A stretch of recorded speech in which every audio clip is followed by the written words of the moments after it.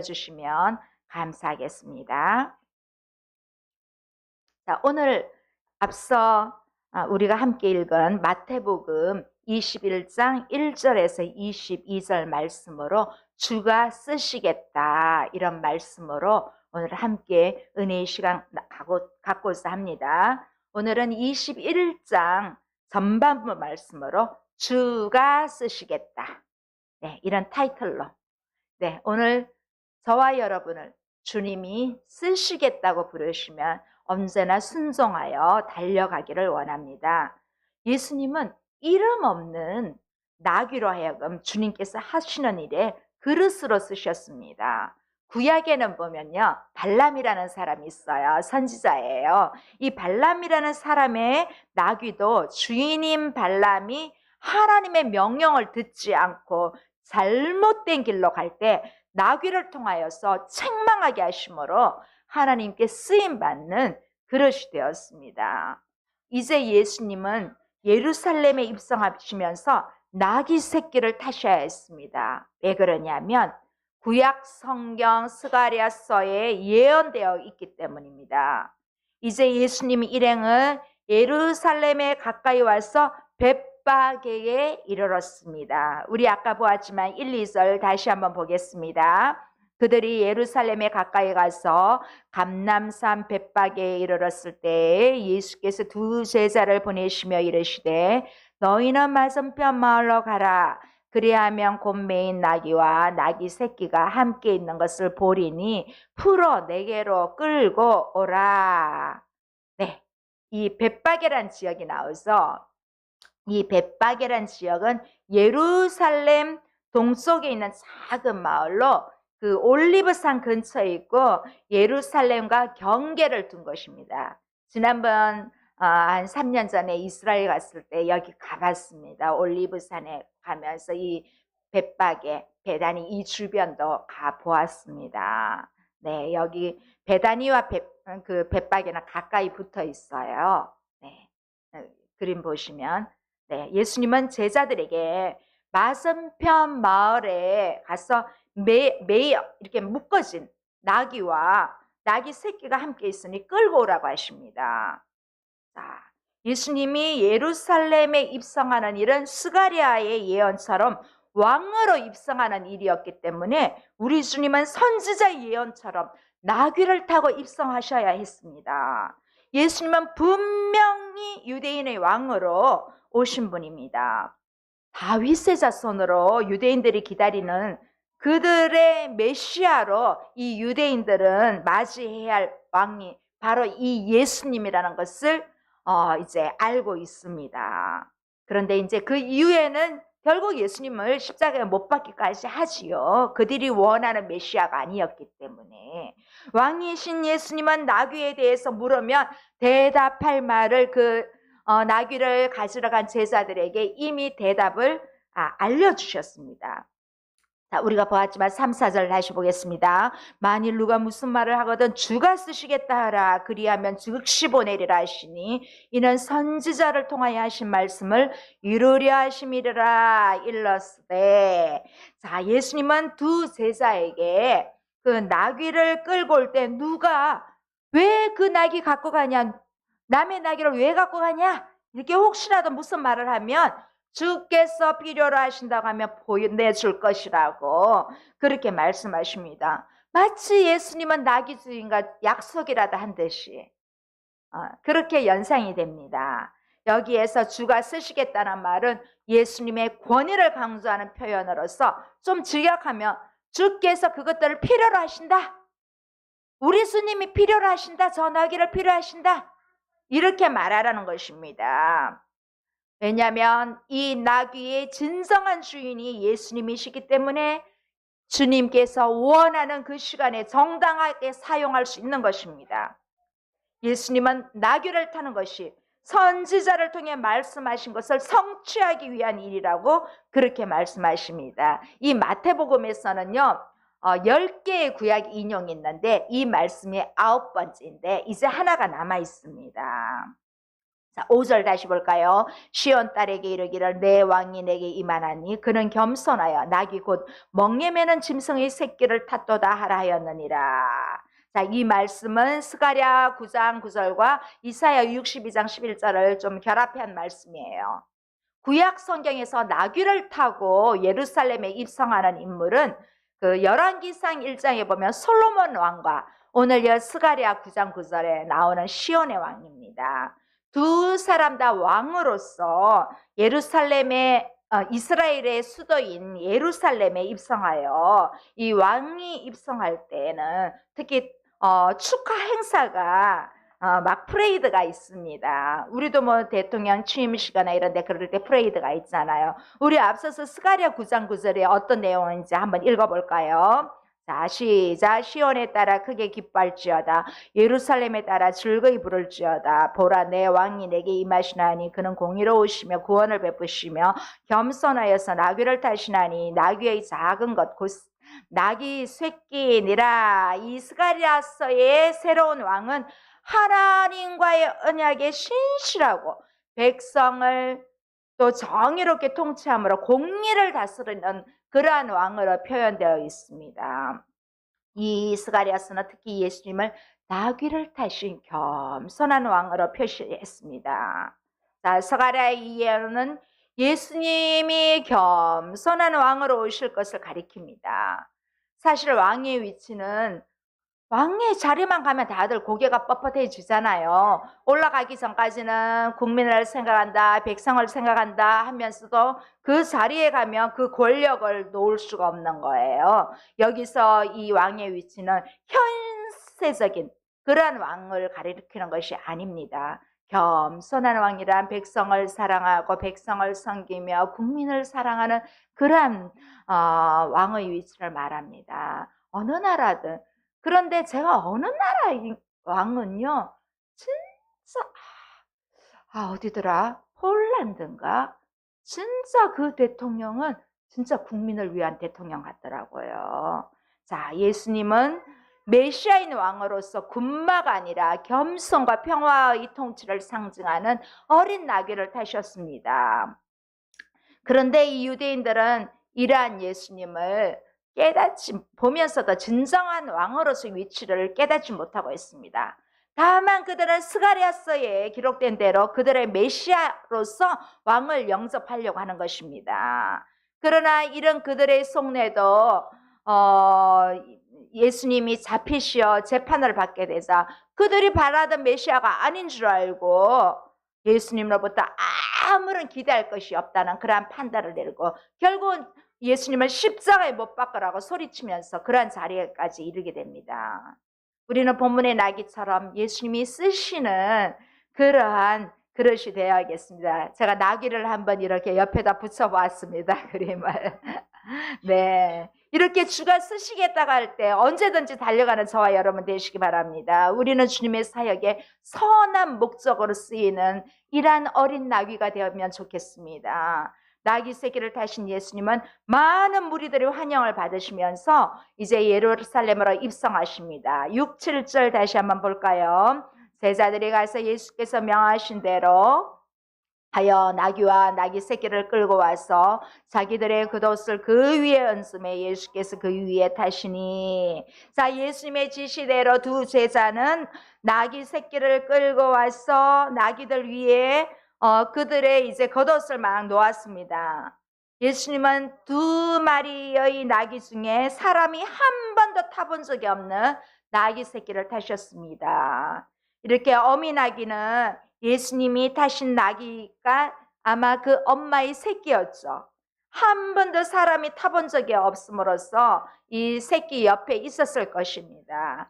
어쩌면 이것은 왕을 위해서 아무도 타지 못하도록 관리해 놓은 그러한 나귀를 탔다는 의미를 볼 수 있습니다. 나귀를 타신 예수님을 위해서 많은 사람들이 자신의 겉옷을 막 이렇게 길에 펼칩니다.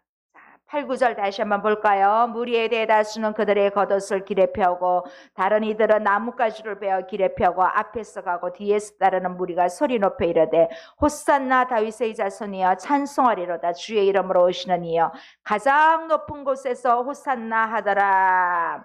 자, 무리의 대부분은 자신들의 겉옷을 길가에 펴기도 하고 또 어떤 사람들은 나뭇가지를 베어서 길에 펴니다. 이렇게 옷을 길바닥에 펴고 나뭇가지를 이렇게 길에 펴는 것은 왕이나 높은 지위에 있는 인물을 막 추앙하는 거예요. 추앙하고 존경하는 그러한 행동입니다. 그래 이런 군중들이 지금 이 시간만큼은 예수님을 왕으로 오신 분으로 추대하고 있는 것입니다. 막 큰 소리를 치면서 가장 높은 곳에서 호산나고 외치는 거예요. 여기서 이 호산나란 지금 구원하소서 원하는데 우리를 도와주소서. 그런데 이 말은 예수님을 진정한 메시아로서 그렇게 우리를 구원하소서, 우리를 도와주소서 이렇게 외치는 것이 아니라 그들은 정치적인 로마의 압력으로부터 구원해달라, 도와달라 이렇게 호소하고 있는 찬양과 그들의 식의 간구입니다. 가장 높은 곳에서 호산나라고 외친 것은 이들이 지금 이 시간만큼은 하나님이 보내신 선지자인 줄 알고 높여 부르고 있습니다. 그러나 예수님은 그들의 소원대로 그들의 외침대로 호산나로 입성하는 분이 아니십니다. 그들이 바라는 호산나, 우리가 바라는 호산나는 지금이 아니라 예수님의 재림 때가 이루어집니다. 지금 예수님은 이 높은 곳에 호산나로 오시는 것이 아니라 앞으로 장차 십자가를 지기 위해서 이 예루살렘 성으로 입성하는 것입니다. 10절에서 11절 다시 한번 볼까요? 예수께서 예루살렘에 들어가시니 온 성이 소동하여 이르되 이는 누구냐 하거늘 무리가 이르되 갈릴리 나사렛에서 나온 선지자 예수라 하니라. 자, 예수님이 예루살렘에서 들어올 때 온 성이 소동하면서 도대체 이가 누구냐, 이 사람이 누구냐고 말합니다.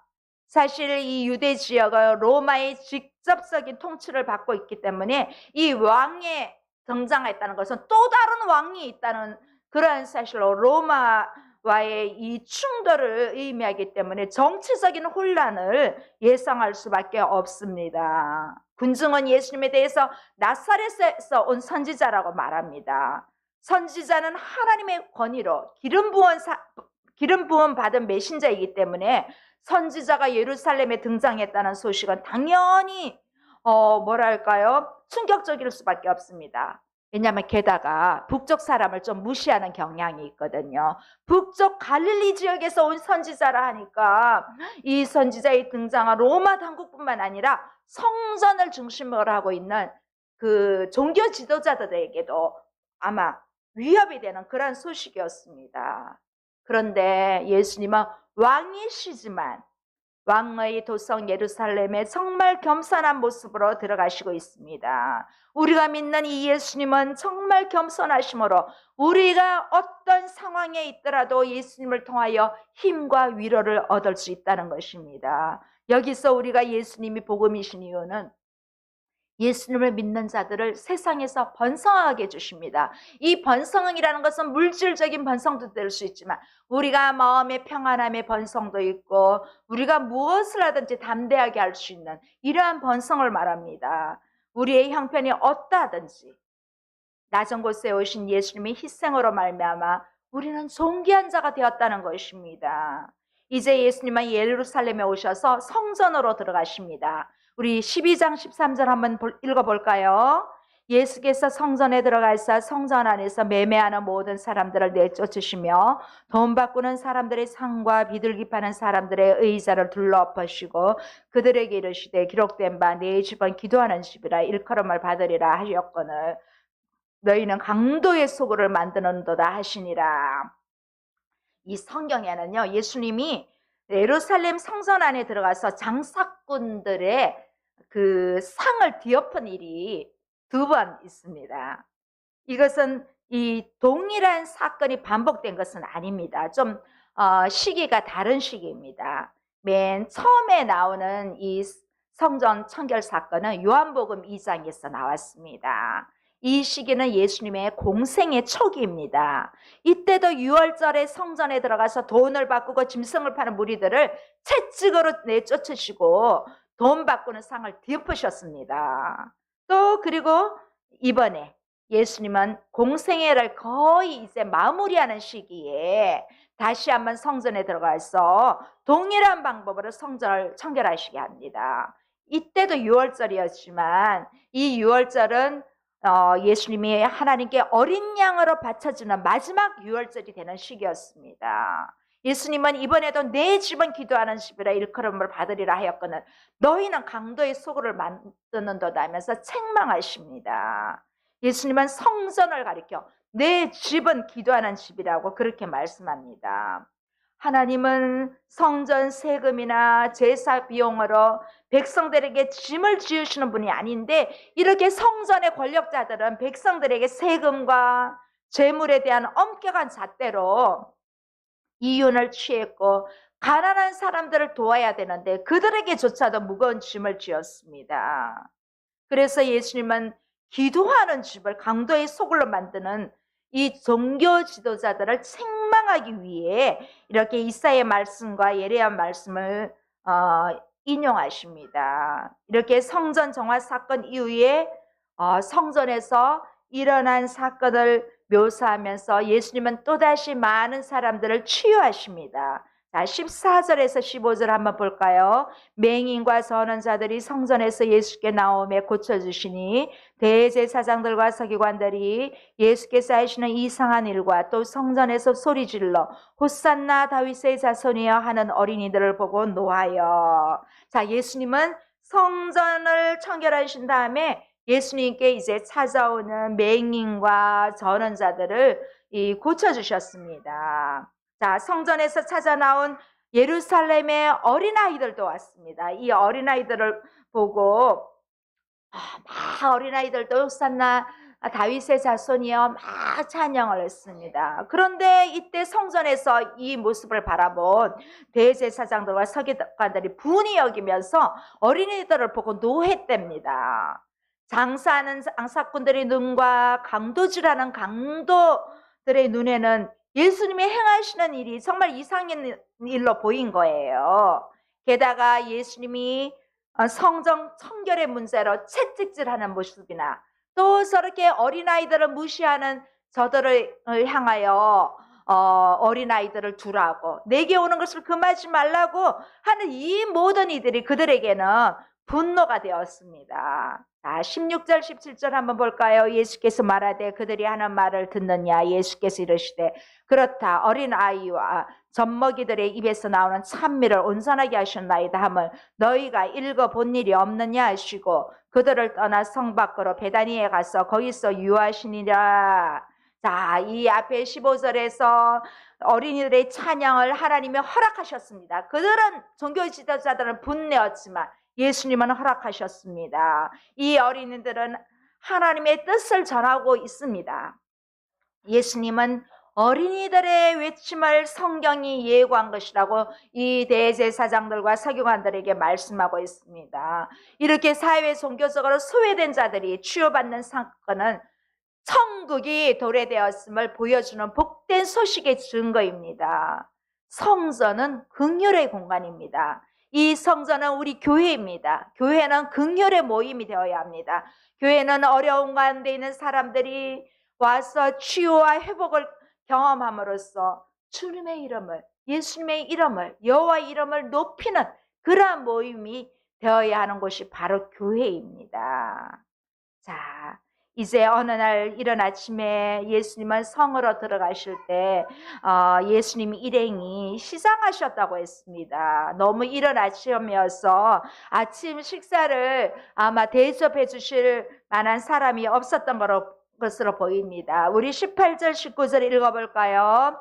이른 아침에 성으로 들어오실 때에 시장하신지라 길가에서 한 무화과 나무를 보시고 그리로 가사 잎사귀 밖에 아무것도 찾지 못하시고 나무에게 이르시되 이제부터 영원토록 내가 열매를 맺지 못하리라 하시니 무화과 나무가 곧 마른지라. 자, 예수님이 시장하신 몸으로 제자들과 함께 길을 가시다가 길가에 있는 무화과 나무를 보셨습니다.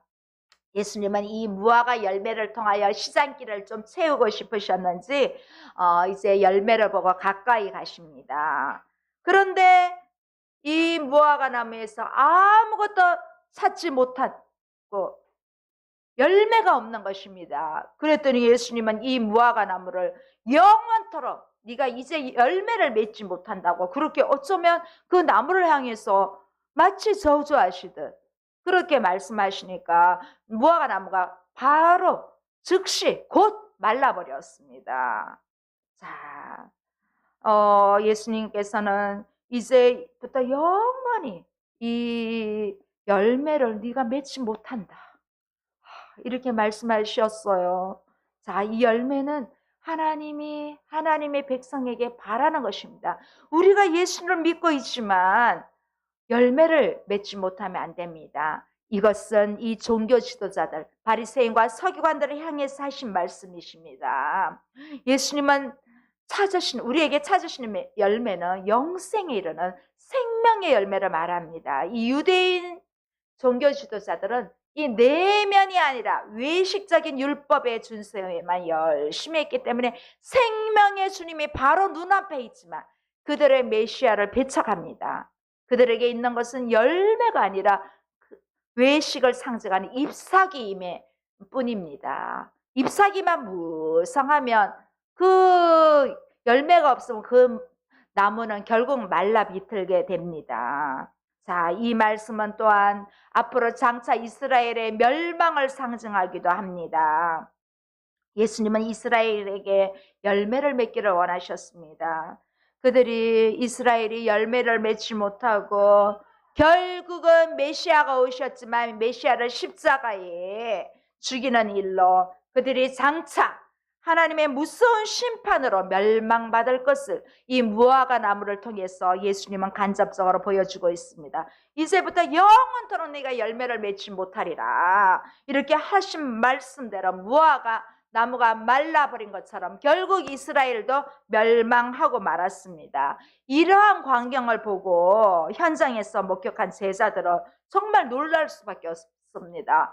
무화과 열매가 없다고 예수님이 말라버리게 하니까, 결국 열매를 맺지 못한다고 하니까 즉시 그 나무가 말라버렸기 때문에 제자들이 보고 얼마나 놀랐겠습니까? 자, 우리 마지막 귀절 20절에서 22절 한번 보겠습니다. 제자들이 보고 이상히 여겨 이르되 무화과 나무가 어찌하여 곧 말랐나이까? 예수께서 대답하여 이르시되 내가 진실로 너희에게 이르노니 만일 너희가 믿음이 있고 의심하지 아니하면 이 무화과 나무에게 된 이런 일만 할 뿐 아니라 이 산더러 들려 바다에 던지리라 하여도 될 것이요 너희가 기도할 때 무엇이든지 믿고 거하는 것은 다 받으리라 하시니라. 자, 제자들은 이상히 여기면서 무화과 나무가 어찌하여 곧 말랐나이까? 이렇게 묻습니다. 이때 예수님은 뭐라고 하십니까? 만일 너희가 믿음이 있고 의심하지 않으면 이 무화과 나무에게 된 이러한 일만 할 뿐 아니라 이 산더러 들려 바다에 던져지라 하여도 될 것이다. 너희가 기도할 때 무엇이든지 믿고 구하는 것은 다 받으리라, 그렇게 말씀하십니다.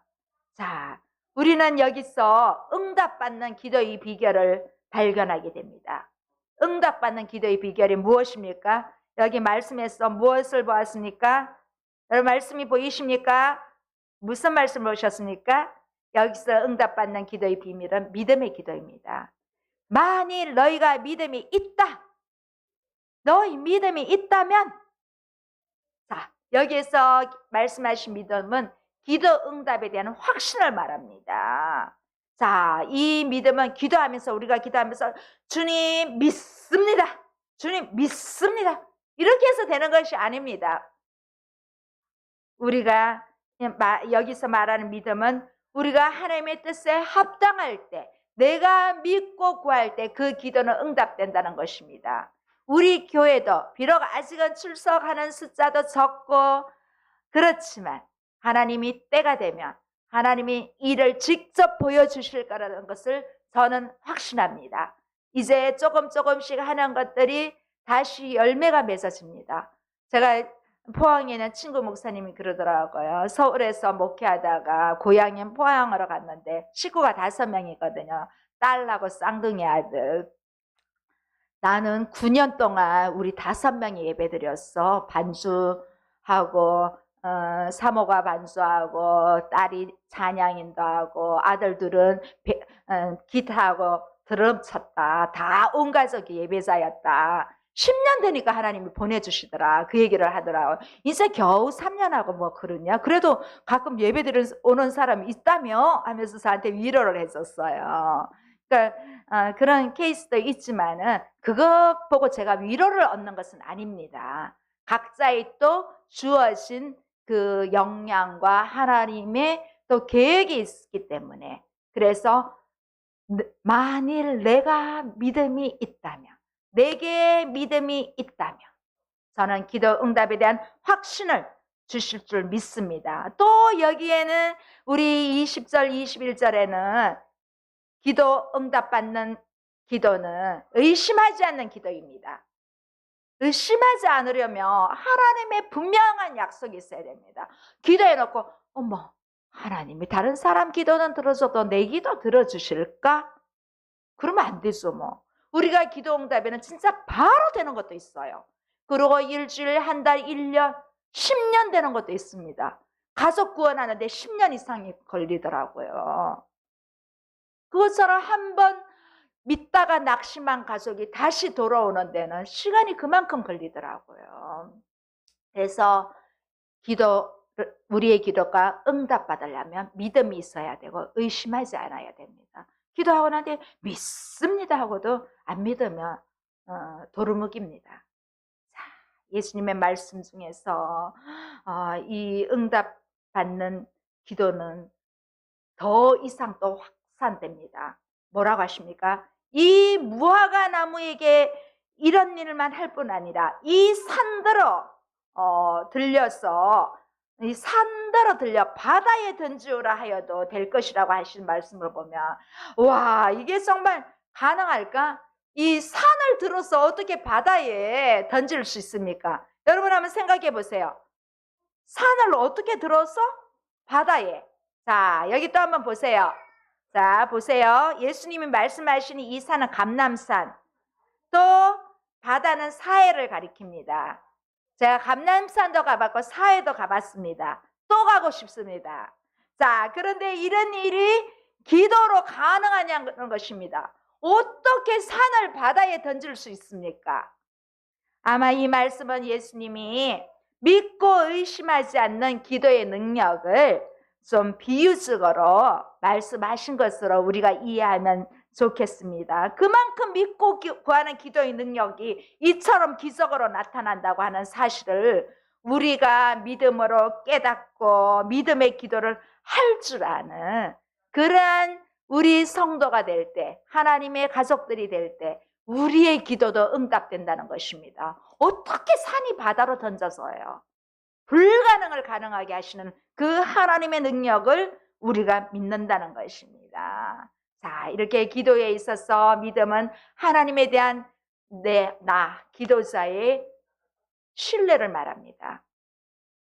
우리가 기도를 하면서도 하나님에 대한 아무런 신뢰가 없다면 우리의 기도는 울리는 꽹과리가 되는 것입니다. 고린도전서에 보면 13장에 보면 내가 사람의 말과 천사의 말을 할지라도 사랑이 없으면 소리나는 울리는 꽹과리가 된다는 것처럼 우리의 기도도 하나님에 대한 신뢰가 없다면 울리는 꽹과리에 불과합니다. 자, 우리가 이런 믿음으로 기도하고 의심하지 않고 기도할 때 22절에는 구하는 것마다 다 받을 것이라고 말씀하십니다. 우리는 산이 바다에 던져주는 것처럼 불가능해 보이는 일이라 하더라도 하나님을 향해 기도해야 합니다. 비록 내 기도 응답이 더딜지라도 끝까지 포기하지 않고 기도해야 합니다. 우리는 기도하는 교회, 기도하는 성도로 응답하시는 하나님을 신뢰하고 믿음으로 직진하는 이번 한 주가 되기를 주의 이름으로 소원합니다. 함께 기도하시겠습니다. 좋으신 아버지 하나님 감사합니다. 오늘도 거룩한 주일에 우리가 주님 사랑하는 마음으로 주님 경외하는 마음으로 하나님 앞에 예배자로 섰습니다. 우리의 예배를 받아 주시옵시고 하나님의 은혜가 우리 가운데 역사하여 주시옵소서. 우리가 주께서 쓰시겠다고 하실 때 언제든지 달려가는 저희들이 될 수 있도록 은혜를 베풀어 주시옵소서. 감사하며 예수님 이름으로 기도드립니다. 아멘. 네, 우리 함께 찬양하시겠습니다. 함께 찬양하실 곡은 내 영혼이 은총 입어.